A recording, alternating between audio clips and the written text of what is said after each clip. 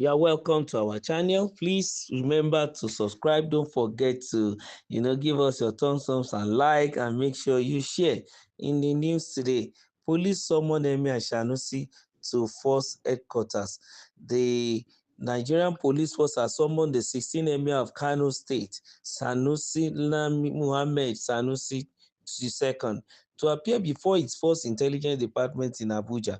In a letter dated April 4, 2025, and signed by the Commissioner of Police Operations, CP Olajide Rufus Ibitoye, the transitional ruler has been directed to report to the Force Intelligence Department headquarters by 10 a.m. on Tuesday, April 8, 2025. The summons is tied to Emir Sanusi's alleged defiance of a security directive restricting public Durbar processions during the Eid festivities. Authorities had announced the suspension of such events, citing security concerns and the risk of public unrest. Despite the official restriction, Emir Sanusi reportedly proceeded with the traditional Durbar ceremonies, attracting large crowds on Saturday. He also led a procession and paid a visit to the Kano State Government House. The police have since launched a formal investigation into the matter. As a matter of the inquiry, the Kano State Police Command has also invited Shamakin Kano, Alhaji Wada Ishiaku, a key palace official, for questioning. I think this is a very important situation. The matter has to do with security. There is this feud between who is the current incumbent occupier of the Kano Palace. The 16th Emir of Kano, Sanusi Lamido Sanusi, or Sanusi the second, was Sanusi Muhammad Sanusi, was deposed during the time of Governor Ganduje in office, and he also brought in another person who is happened to be Emir Bayero onto the throne. But when this new set of leadership comes into Kano State, the new governor deposed Bayero and then bring in Sanusi back even to the palace. And this, they have been back and forth on the matter, because when Sanusi II was removed and Bayero was brought in, Kano State was divided into some other emirates in which some other emirs were also appointed.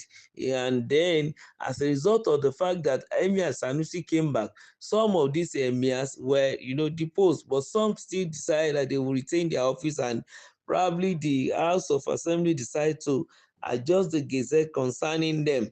But what is much more important is the fact that the court sometimes ago instructed that they should maintain a status quo, meaning that the state government shouldn't install Sanusi Lamido Sanusi yet.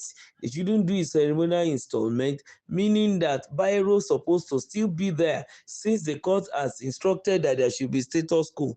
But due to the singular fact that it is the new state government that had appointed Sanusi again to return into office, it seems as if he's the current occupier of the palace.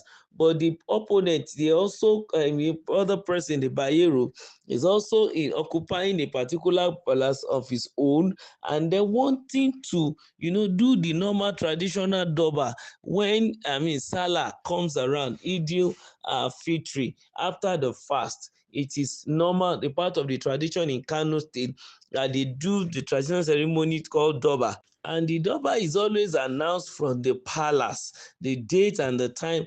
And also during the Durbar, the incumbent emir of Kano State will ride on horse, and then many other families and different set of warriors will come in with their own horses and the like. It was used to be a colorful festivity.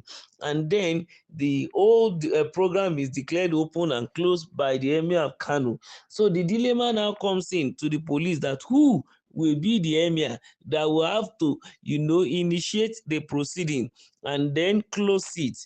Two emirs are now contesting in Kano State, thereby, both sides having their own supporters. If I venture the same venue is where they chose to do the Durbar, then there's going to be a lot of chaos if care is not taken, knowing fully well the volatility of Kano State as a result of so many issues that got across religion.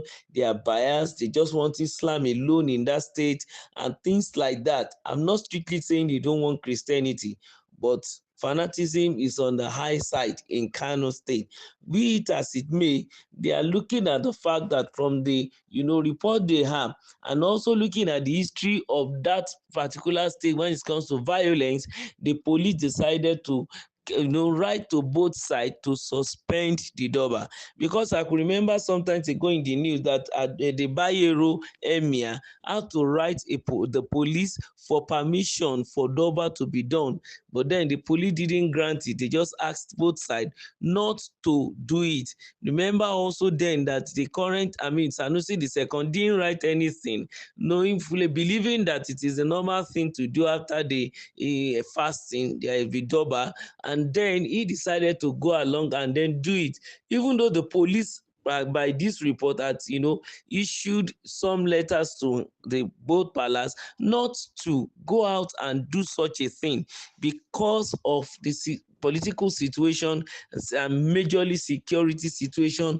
of Kano State. It might escalate and result into maiming and killing and destruction of lives and properties, which I know the police doesn't want. Even the president of the day doesn't want such unrest at this point in time, that our economy is recovering and we don't want to begin to, record any unnecessary problem in Kano State especially, which happens to be a commercial city in the northern part of the country. That city is rich in commerce and is well known for that.